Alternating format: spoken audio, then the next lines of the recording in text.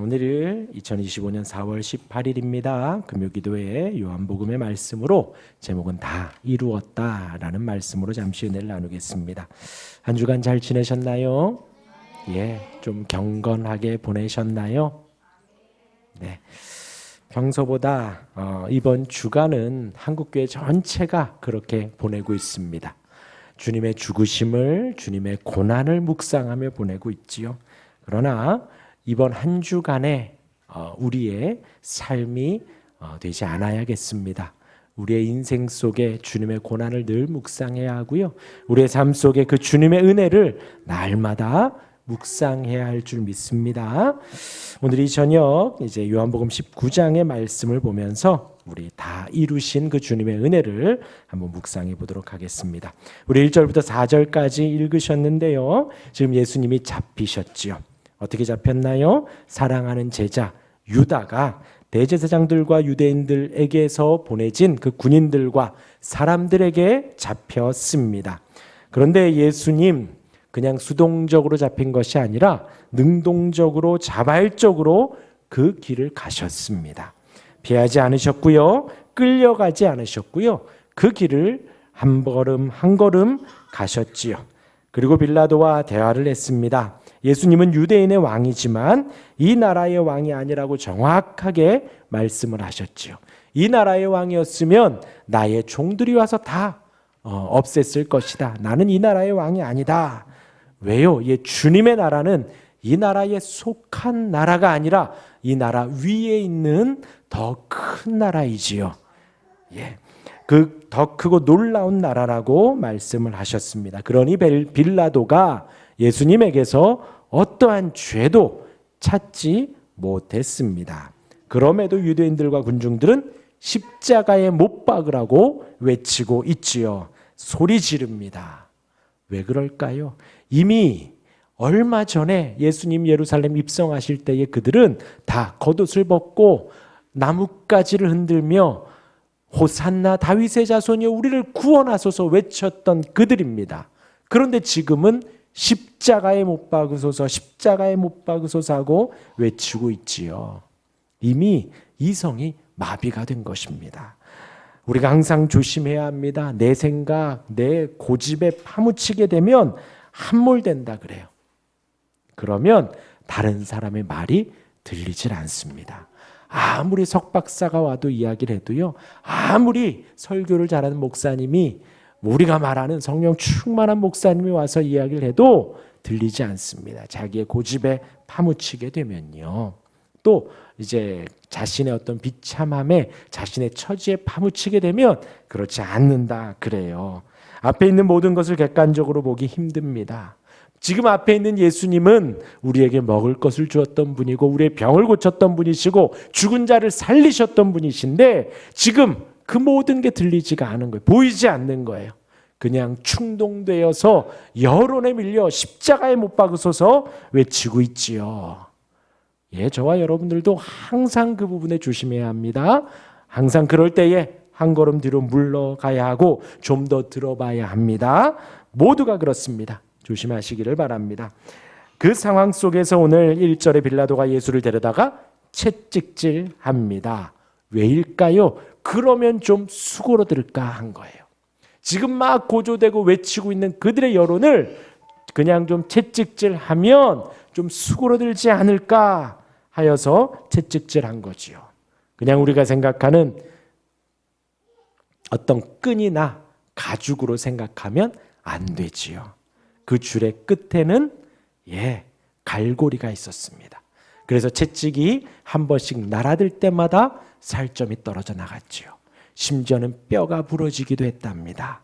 그리고 그 채찍 맞으며 죽은 이들도 있답니다. 십자가에 오르기 전에도 이미 그 고통 속에서.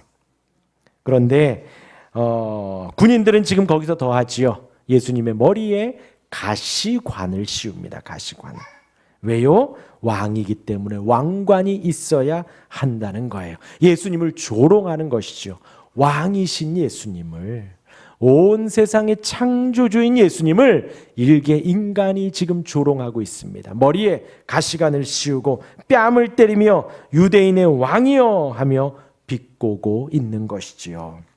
이 정도면 군중들이 잠잠할까 한 거예요. 빌라도는 십자가에까지는 갈 것이 아니다 생각했던 거죠. 그냥 이렇게 좀 채찍하고 이렇게 좀 충격을 주면 좀 잠잠해지지 않을까. 그러니 4절에 이렇게 빌라도가 말한 거지요. 빌라도가 다시 밖에 나가 말하되 보라, 이 사람을 데리고 너희에게 나오나니 이는 내가 그에게서 아무 죄도 찾지 못한 것을 너희로 알게 하려 함이라. 지금 빌라도는 뭐라고요? 아무런 죄도 찾지 못했습니다. 더군다나 십자가형을 받을 만큼의 큰 죄는 더더군다나 아니라는 것이지요. 기억하십시오. 우리 예수님이 이 땅에 사시면서 어떠한 죄도 지은 적이 없습니다. 무죄하십니다. 하나님 앞에요. 하나님 앞에서도 무죄하십니다. 그리고 사람들 그때 당시 실정법도 어긴 것이 하나도 없습니다. 부모를 잘 공경했습니다. 어떤 손가락질 받을 짓도 한 것이 없고요. 죄를 지은 것도 죄를 범한 것도 없습니다. 우리 예수님 아무 죄가 없습니다. 그리고 이어서 우리 12절에서 16절 같이 한번 읽어볼까요? 시작. 놓으려고 힘썼으나 유대인들이 소리질러 이르되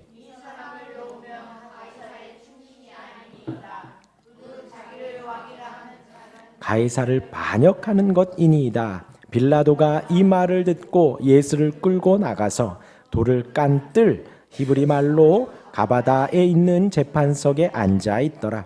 이날은 유대인절의 준비일이요 때는 제6시라.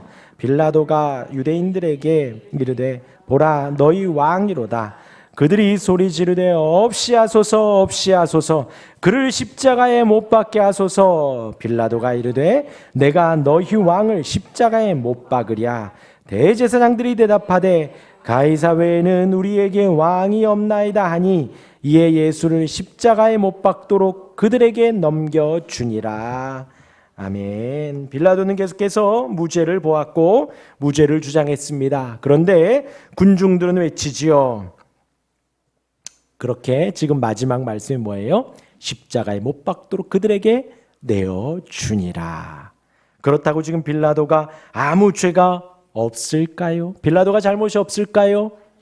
예, 마태복음에 보면 빌라도의 아내까지도 나섭니다. 그에게 아무 짓도 하지 말아라. 내가 꿈자리가 너무 사나웠다. 지금 하는 일을 하지 말아라. 마태복음에 그렇게 일을 하지요. 그래서 마태복음 27장 24절 우리 같이 한번 읽어볼까요? 시작. 빌라도가 물을 가져다가 무리 앞에서 손을 씻으며 이르되 이 사람의 피에 대하여 나는 무죄하니 너희가 당하라. 예, 분명히 아내에게 그런 말을 들었음에도 불구하고 사람들 앞에 올라서서 지금 이 사람 아무 죄가 없다. 나는 십자가에 내어줄 만큼도 모르겠다. 하는데 결국 내어주었어요. 왜요? 도리어 밀란이 나려는 것을 보고. 그러니까 자기가 계속해서 무죄를 주장하고 예수님을 놓아주면 밀란이 날 것 같은 거예요. 근데 지금 이 빌라도는 계속해서 이러한 눈치를 보고 있는 거거든요. 지금 빌라도는 유대인이 아닙니다. 그런데 지금 유대인의 왕으로 와 있는 거예요. 이방인이. 우리나라로 하면 일본 총독이 와서 이 고양시장 하고 있는 것과 똑같은 거예요.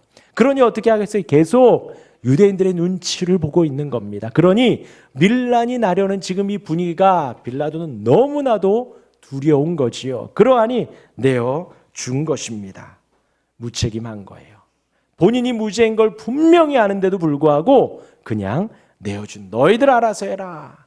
이것만큼 무책임한 것이 없습니다. 이어서 마가복음입니다. 마가복음에는 뭐라고 그러냐? 우리 15장 15절 같이 읽을까요? 시작. 빌라도가 무리에게 만족을 주고자 하여 바라바는 놓아주고 예수는 채찍질하고 십자가에 못 박히게 넘겨주니라. 뭐라고요? 무리에게 만족을 주기 위하여. 여러분, 우리가 살아가는 모든 삶은 누군가의 눈치를 보고 사는 삶이에요. 부모에게 잘하는 부모의 눈치를 보는 거고요. 배우자에게 잘하는 배우자의 눈치를 보는 거고요. 혹은 자녀들에게 잘하는 자녀의 눈치를 보며 살아갑니다. 직장 상사의 눈치를 보고 하고, 눈치라는 어감이 부정적이긴 하지만 사실 우리는 그렇게 살아가고 있는 거예요. 그것을 우리 사회 책에 나오는 사회성이라고 합니다. 누군가의 이렇게. 그런데 저와 여러분들은 누구의 눈치를 봐야 할까요? 그렇지요. 하나님의 영광을 위하여 살아가는 거예요. 우리가 먹으나 마시나 누우나 깨나 앉으나 서나 학교 가나 집에 오나 학원 가나 공부를 하던 숙제를 하던 친구들과 놀던 우리가 누구의 영광을 위해서 산다고요? 하나님의 영광을 위하여 사는 거예요. 그런지 지금 빌라도는 누구의 눈치를 봐요? 그 무리들의 만족을 주고자 하여. 무리들을 기쁘게 하는 거예요. 정의, 공의 그런 것 없습니다. 유죄냐 무죄냐 그것이 없어요. 그냥 무리들에게 만족을 주는 여론을 따라 판결을 하고 있는 것입니다. 요즘 말로 하면요. 여론 따라서 옳은 것이 되고 여론 따라서 틀린 것이 되고 그것이 아닌데요. 그렇죠? 하나님의 영광을 위해서 진리가 분명히 있는데도 불구하고 여론이 아니다 하면 아니다 라고 말을 하는 것입니다. 빌라도가 지금 그런 죄를 저지른 거예요. 그리고 마지막 우리 누가복음 22장 23장 22절 우리 같이 읽겠습니다. 빌라도가 시작. 빌라도가 세 번째 말하되 이 사람이 무슨 악한 일을 하였느냐? 나는 그에게서 죽일 죄를 찾지 못하였나니 때려서 놓으리라 하니. 예, 성경에서 세 번이면 끝입니다. 완벽한 거예요. 완전수의 세 번이에요. 그러니까 빌라도가 지금 세 번이나 확인을 했는데 예수님이 유죄다 무죄다? 유죄다 무죄다? 유죄다 무죄다? 무죄다.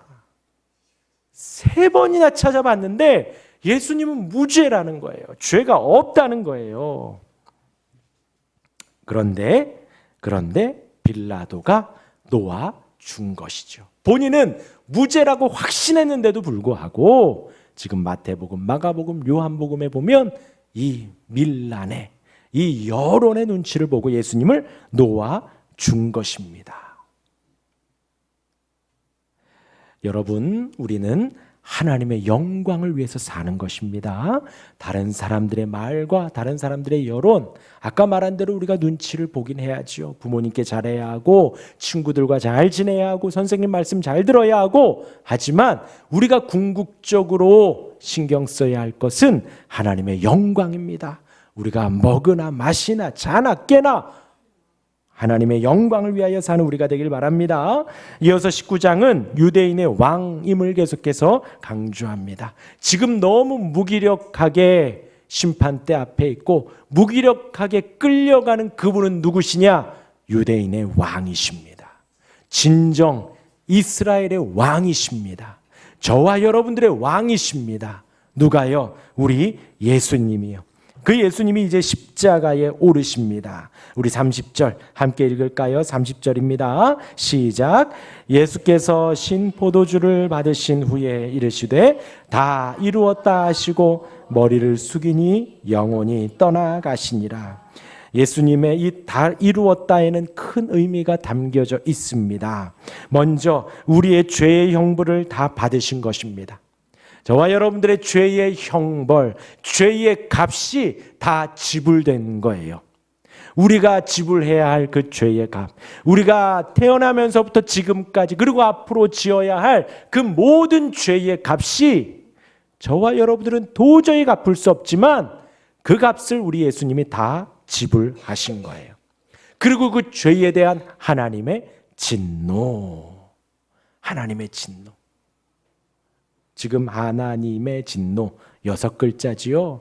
우리가 늘 듣지만 하나님의 진노 하니까 되게 별것 아닌 것 같아요. 그런데 성경에 나와 있는 하나님의 진노는요, 무시무시합니다. 노아 때에 어떠했나요? 숨 붙어 있는 것은 다 죽었어요. 방주 안에 들어간 노아와 그의 가족들 8명 외에 모든 호흡하는 것들이 다 죽었다 그랬어요. 동물들까지, 사람들까지. 그것이 하나님의 진노예요. 또 소돔과 고모라에서 하나님이 죄악에 진노하시니 하늘에서 불이 내렸다 했습니다. 그 성읍 안에 있는 모든 사람이 다 죽임을 당했어요. 그것이 하나님의 진노입니다. 그런데 저와 여러분들이 그 진노를 받았어야 합니다. 그런데 예수님이 지금 십자가상에서 다 이루신 거예요. 우리의 받아야 할 그 진노를 우리 주님이 막아주신 것입니다. 하나님의 진노를 풀어주셔서 하나님과 우리 사이에 화해를 이루어 주신 것이지요. 그래서 우리로 하여금 아무 조건이 없고 아무런 우리가 잘한 것이 없지만 의롭다 칭해진 것입니다. 무엇으로 말미암아? 예수님의 은혜로 말미암아. 지금 이 십자가상에서 예수님의 죽음으로 말미암아 우리가 의롭다 칭함을 받았습니다. 예수님이 그 십자가에 오르시고 다 이루었다 할 때에 그때까지 사람들은 어떻게 했냐요? 어떻게 했느냐면요, 동물을 잡았습니다. 피를 내고 동물을 죽이고 그 안에 내장들을 다 꺼내 다 태우며 제사를 드렸지요. 그 제사에 능력이 있을까요? 없을까요? 속죄의 힘이 있을까요? 없을까요? 없습니다. 그 제사에는 아무런 힘이 없어요. 어떤 것에 힘이 있나요? 그들이 그렇게 제사를 하며 오실 메시아를 믿음으로 바라보는 그 믿음의 은혜가 있는 것이지요. 그 제사는 그림자일 뿐이었습니다. 실체는요, 지금 예수님이 십자가 위에 오르신 바로 그 예수님의 죽으심입니다. 누구의 죄를요? 우리의 죄, 나의 죄, 우리의 과거의 죄, 지금의 죄, 앞으로의 모든 죄를 다 짊어지신 거예요.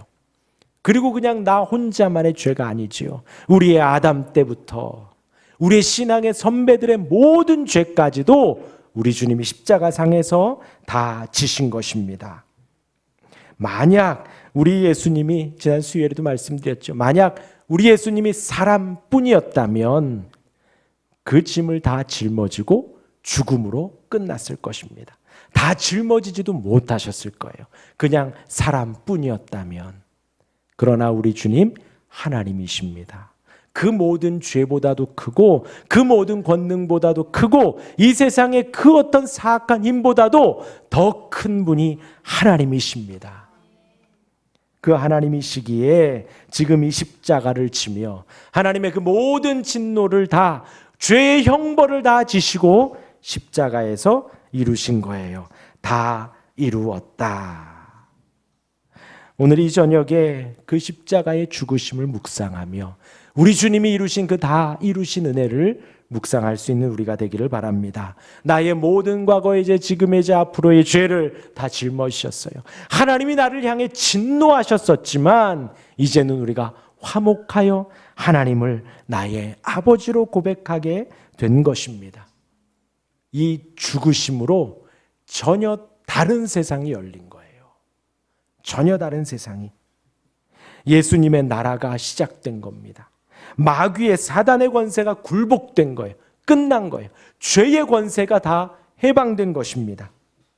여자의 후손 예수님이 뱀의 머리, 사단의 죽음의 권세를 완전히 상하게 한 것입니다. 그래서 우리가 예수님을 믿으며 살아가는 것이 최고의 인생이라고 하는 거예요. 우리 주님이 이루신 새로운 나라, 예수님이 십자가에 죽으시며 다 이루었다. 이 말에 새로운 세계가 열린 것입니다. 예수님만이 하나님의 아들이고 온 세상의 진정한 왕이시며 우리의 영생입니다. 또 다른 세상이 열렸어요. 우리 20장 27절 한번 읽어볼까요? 20장 27절 예수께서 시작. 예수께서 이르시되 나를 붙들지 말라. 내가 아직 아버지께로 올라가지 아니하였노라. 너는 내 형제들에게 가서 이르되 내가 내 아버지 곧 너희 아버지 내 하나님 곧 너희 하나님께로 올라간다 하시니, 얼마나 놀라운 표현인지 모릅니다. 우리 예수님이 여태까지는 내 하나님 내 아버지라고 했었는데 지금 죽으시고 부활하셔서 뭐라고 하시냐? 내 하나님 너희 하나님, 내 아버지 너희 아버지라고 하는 거예요. 이제 우리도 하나님을 아버지라 섬기며 부를 수 있게 된 것이지요. 예수님의 속죄함의 은혜, 용서함의 사랑이 하나님과 우리를 화목하게 하신 것입니다. 이제 우리가 하나님 아버지라고 담대히 부르며 그 보좌 앞에 나아갈 수 있게 되신 것이지요. 하나님의 자녀가 되는 권세를 주신 것입니다. 할렐루야. 마지막으로 38절에서 42절까지의 말씀은요, 예수님이 이제 새로운 소망의 빛이 비춰지는 것입니다. 38절에 42절은요. 집에 가셔서 한번 읽어보셔요. 37절에서 제가 18장 37절에서 끝났으면 예수님이 그냥 사람으로 끝나는 거예요. 죽으심으로 끝나는 거예요. 그럼 어둠입니다. 그러면은 절망이에요. 37절로 끝이면요. 예수님이 다 이뤘다고 탁 죽으셨잖아요. 그런데 38절에서 42절에 누가 나타납니까? 아리마대 사람 요셉 그리고 니고데모가 등장하는 거예요. 왜요? 지금 이들 안에 심겨진 말씀의 씨앗이 이들 안에 믿음으로 자라. 그전에는 제자라고 불리는 게 두려웠고 힘들었어요. 근데 그 믿음이 자라고 자라서 이제 사람들 앞에서 예수님의 죽음 앞에 내가 예수님을 장사하겠다 하는 것입니다. 지금 이제 제자들은요, 예수님의 죽으심 후에 두려워하고 있어요. 왜요? 예수님도 잡았잖아요. 그러니 예수님의 제자들도 잡히는 것은 시간 문제입니다. 그들은 지금 다 두려워하고 있는 거예요. 그런데 그럼에도 불구하고 이 아리마대 사람 요셉 또 니고데모는 당당하게 나가서 예수님의 시신을 수습하고 예수님을 장사하는 것입니다. 부활의 시작이에요. 새로운 새벽의 여명이 뜨고 있는 것입니다. 소망이 시작되는 거예요. 생명의 말씀, 부활을 예표하는 사건으로 38절에서 42절까지 넘어갑니다. 이렇게 19장이 끝나는 것 같은데 우리 영화 보면 마지막에 쿠키 영상이 나오잖아요. 쿠키 영상 같은 구절이 하나가 딱 등장합니다. 우리 25절에서 27절이에요. 19장 25절에서 27절 같이 한번 읽어볼까요? 시작. 예수의